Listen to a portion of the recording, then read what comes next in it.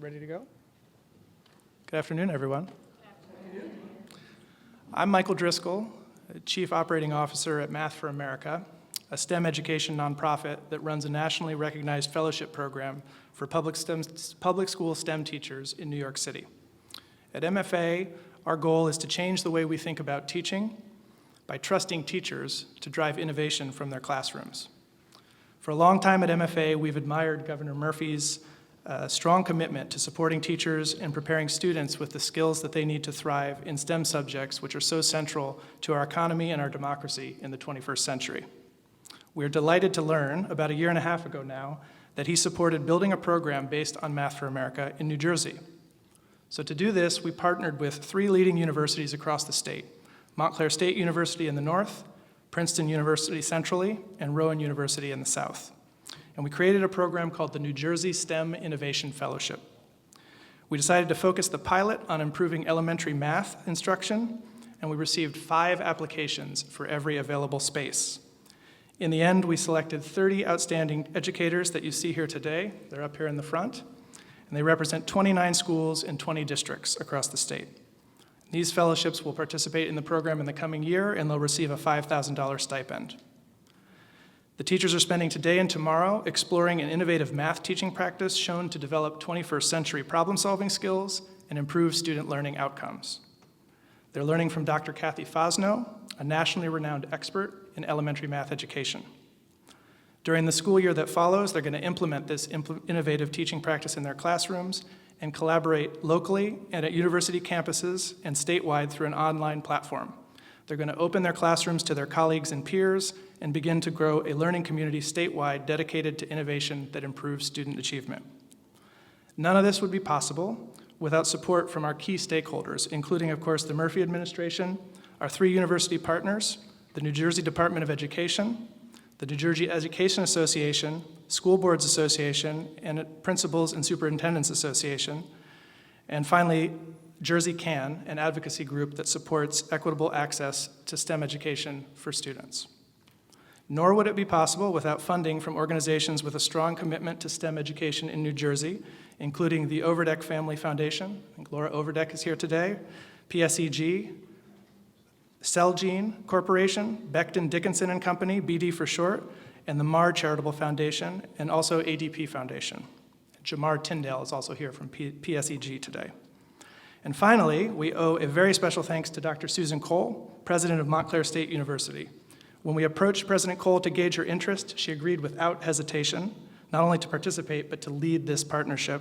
We couldn't ask for anything more from a nationally recognized university, especially in math teacher education and teacher preparation. Thank you. Thank you.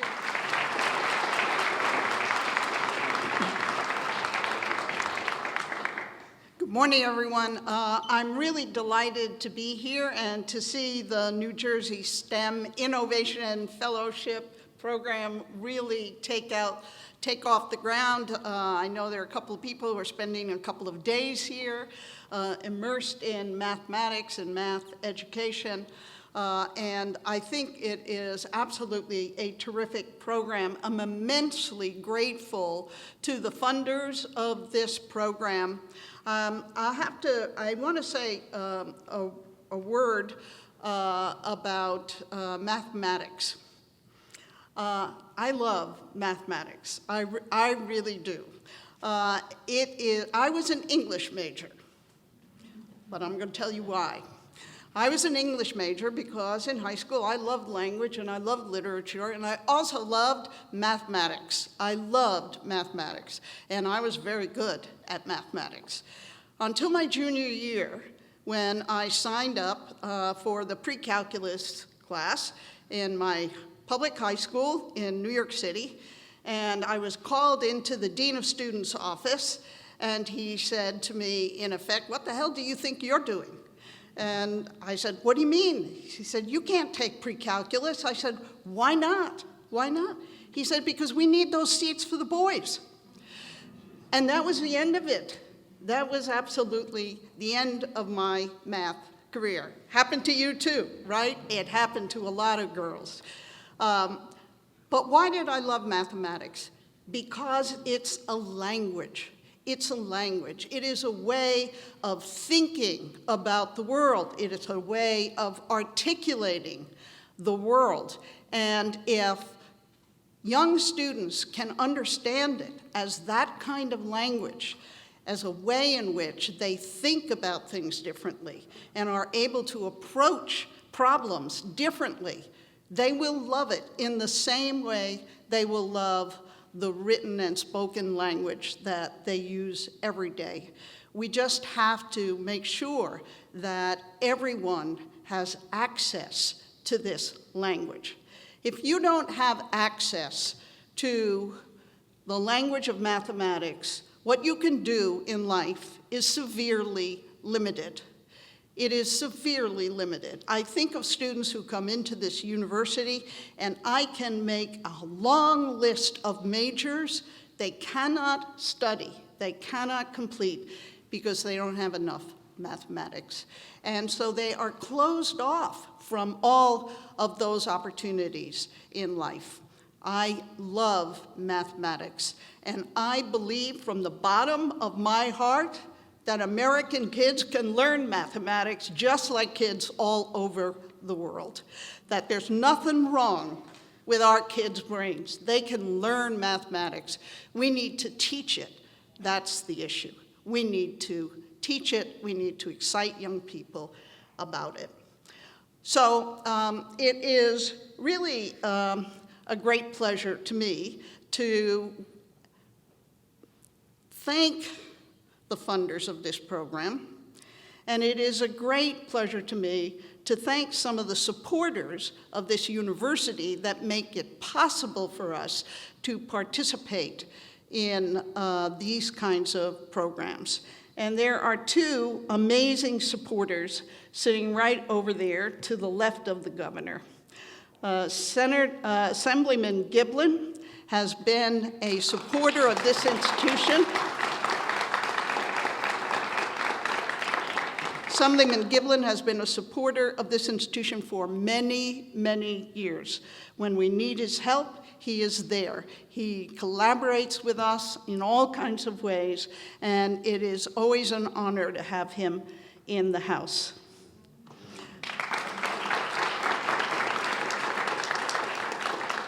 One of the newer, incredibly bright lights on the legislative scene is Assemblywoman Brittany Timberlake, a powerhouse, And when I went to Assemblywoman Timberlake and said, we need your help, she said, tell me the story. I told her the story, and she was like a tigress. She was like a tigress. Was she not, Governor? Yes. She was, and she is. And I'm immensely grateful to her. She is a bulwark for people, for education. And there's a third person in the room who it is now my privilege to introduce, Governor Phil Murphy. So I can say about Governor Phil Murphy that he is a man of languages. He is. He claims not to have math as a language, but I don't believe it for a minute. Remember, he did pretty well at Goldman Sachs. And I got a feeling you got to be able to add 2 + 2 to do pretty well at Goldman Sachs. Am I wrong? You did okay. You did okay. Okay. He is a man of languages, both spoken languages and the language of mathematics as well. But even more to the point in his current role, he is a man of action. He has been busy in Trenton. And the heart of what he has been busy with is leveling the playing field for everybody. He has been busy with programs that will support people, notwithstanding gender, notwithstanding racial and ethnic differences, notwithstanding the economic circumstances of their family, leveling the playing field so that everybody has access to the kinds of programs that they need, to the kinds of education that they need in order to fulfill themselves and contribute to society. That's the kind of governor he is, and it is an immense privilege and an honor to have him here on the campus today, Governor Phil Murphy. That's as good as it gets. That's as good as it gets. I'm sitting there thinking, what can I possibly say to live up to that introduction? Good morning, everybody. Good morning. I feel like good morning, class. How's everyone doing? What a treat. It is an absolute thrill for me to join you this morning. Thank you, Susan. Begin with you for that extraordinarily gracious introduction, and more broadly, to you and to your whole team at Montclair State for not just being one of the host sites for this inaugural fellowship class, but more broadly for your leadership both in the STEM economy and beyond. You have an extraordinary team at Montclair State. I want to give a particular shout out in addition to your leadership, which is now, am I right in saying 21 years? 21 years? Yes. 21 years. Let's give it for Susan Cole here.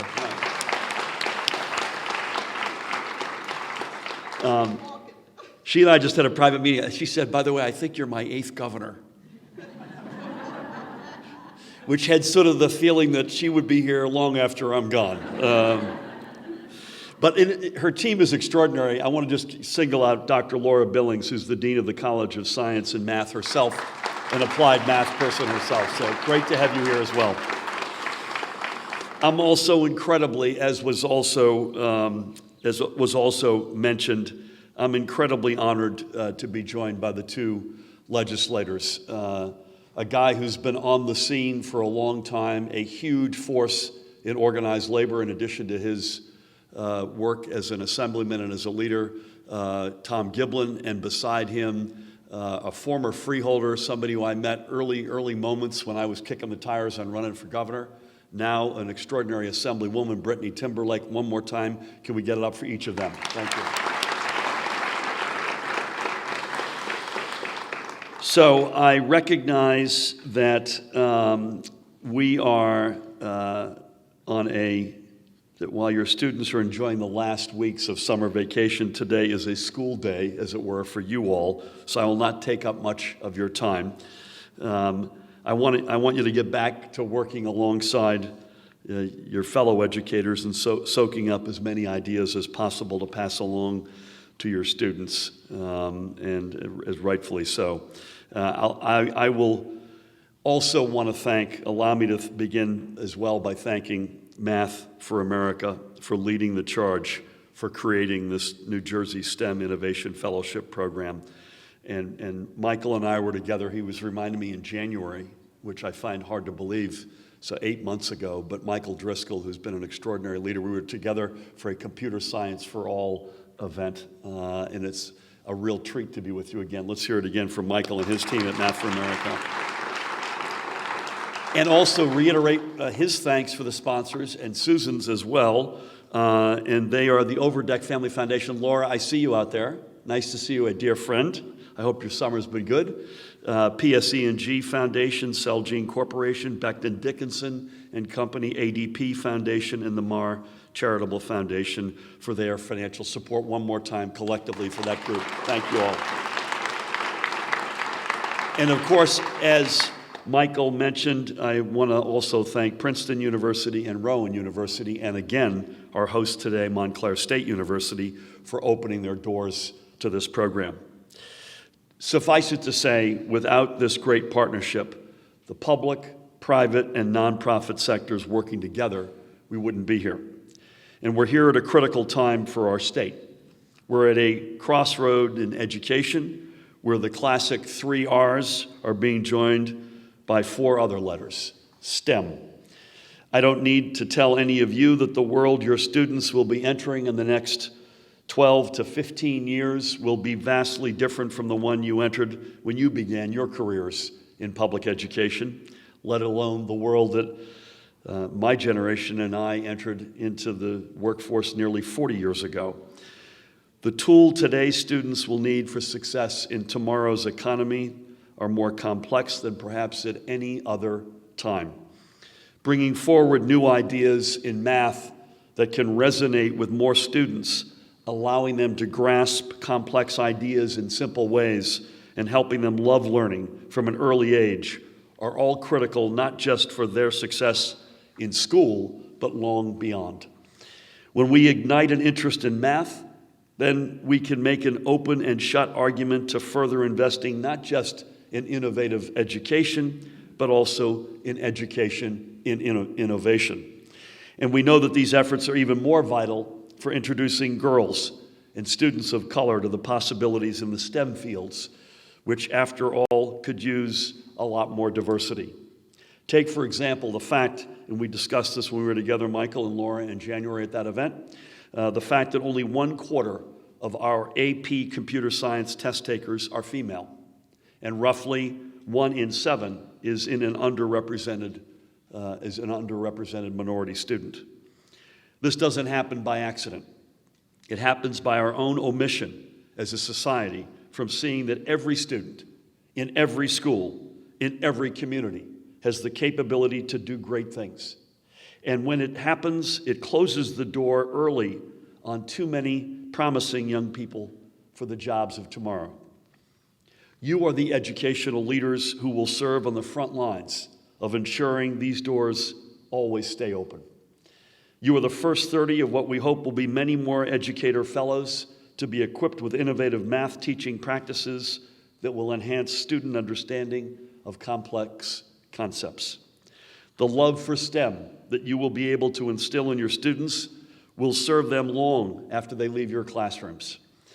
There are also concepts to not just be passed on to your students, but also your fellow educators, so they can reach their own students. This fellowship creates a terrific teach it forward opportunity. And as your students move forward in their educations, and as you move forward in your own careers, we will have the programs to help both students and educators find expanded horizons. Creating such opportunities is at the heart of our administration's efforts to increase public school funding, more than $500 million in new classroom investments in just over our first 2 years and counting. Our goal is to ensure that you as educators have the resources needed to reach not most, but every student. And we are taking other steps as well, as I mentioned, like Computer Science for All, an initiative we inaugurated in the last school year that gives more students access to a strong computer science curriculum in their own schools so they can prepare for good-paying careers in the innovation economy. We invited school districts from across the state to apply for Computer Science for All grants to set up new computer science classes, to create a diverse crop of new computer science students, and to support faculty professional development.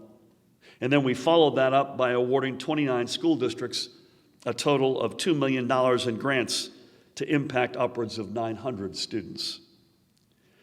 Today, at an event elsewhere on campus, by the way, I mentioned I'm all Montclair State all the time this morning, as Susan has heard me say already.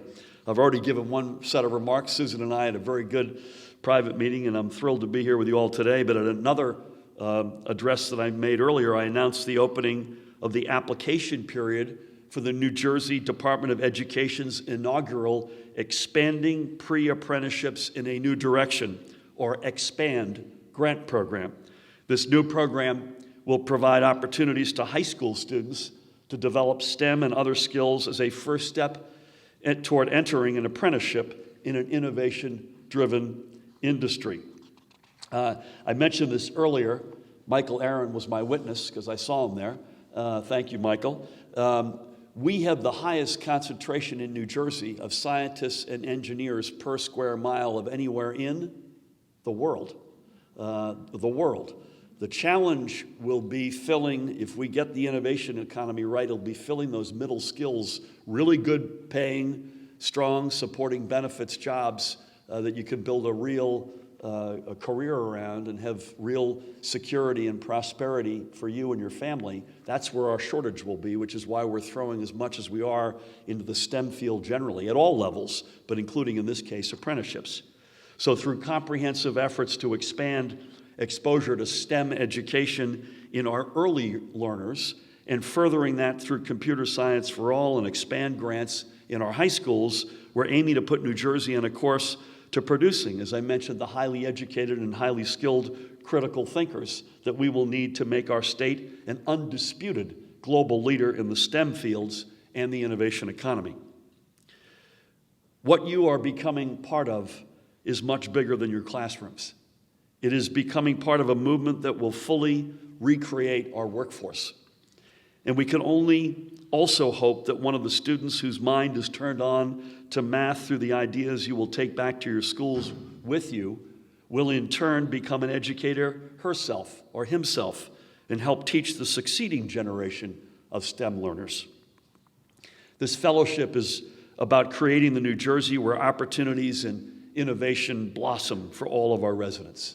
It's about creating an educational culture that will continue to draw educators who want to work in an innovative and supportive atmosphere. It's about creating a workforce that will be a draw for innovative companies. It's about creating a state that will draw folks from around the world to come to live and work, and where our young people will want to stay to build their careers and their families. This is what you are all a part of. We cannot build this future without you, without your love of education, your commitment to your students, and without the enthusiasm you will pass along to them and your fellow educators. I congratulate each and every one of you for taking the step to be a Math for America STEM Innovation Fellow. I reiterate my sincerest thanks to Math for America and all the sponsors and host universities for being part of this inaugural fellowship.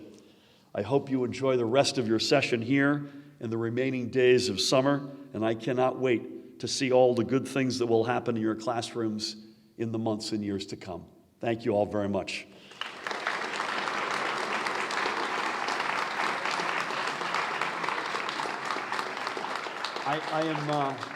I'm being incredibly rude because I have to speak and leave, so I apologize in advance for that. To each and every one of you, I apologize. But I was asked if there are on-topic questions that relate to this topic. I'm happy to take them now for our friends in the press. Otherwise, we're going to reconvene outside and discuss things that have absolutely nothing to do with why we're here today. Anybody got anything? Governor, it's great to train people for STEM, but they have to get a job. Can you please address the issue of what some believe is rampant age discrimination in the STEM field? Once you hit 45, 50, they're trying to push you out. And so many STEM jobs are being filled via H-1B. Can you please address that? Listen, I would just say as a general matter, in June, our unemployment rate hit 3.5%, which is the lowest on record. In July, it went lower. It's 3.3%. So those are good things. So we're really proud of that accomplishment, but we also recognize there are a lot of winds blowing in Washington and around the world, and there's a certain fragility. I think you all see this. So we're spiking no footballs. But the contributors to that job reality begin and end with education. From pre-K, which we're expanding, right up through higher education, and including explicitly apprenticeships and fellowships, and a good dose of that educational emphasis is in the STEM field. Obviously, any discrimination of any kind is completely and utterly unacceptable, so it's my hope that we have a job market in New Jersey in the STEM economy and beyond that works for everybody. And I don't see this as an either-or set of choices. That we have long been the beacon of immigration around the world. I'm guided by the actual poem on the base of the Statue of Liberty, not the doctored one we heard about last week. That's the America that I know. That's the America that I believe in. That's the beacon that this country has stood for in so many respects for centuries. And I don't see that this is an either-or. I believe if we get it right in this economy, this is a job market, particularly in the innovation space, that can work for everybody, and that's what we're committed to. Thank you all again so much for having me, and congratulations to each and every one of you. Have a great end of the summer. I'll see you in the school year.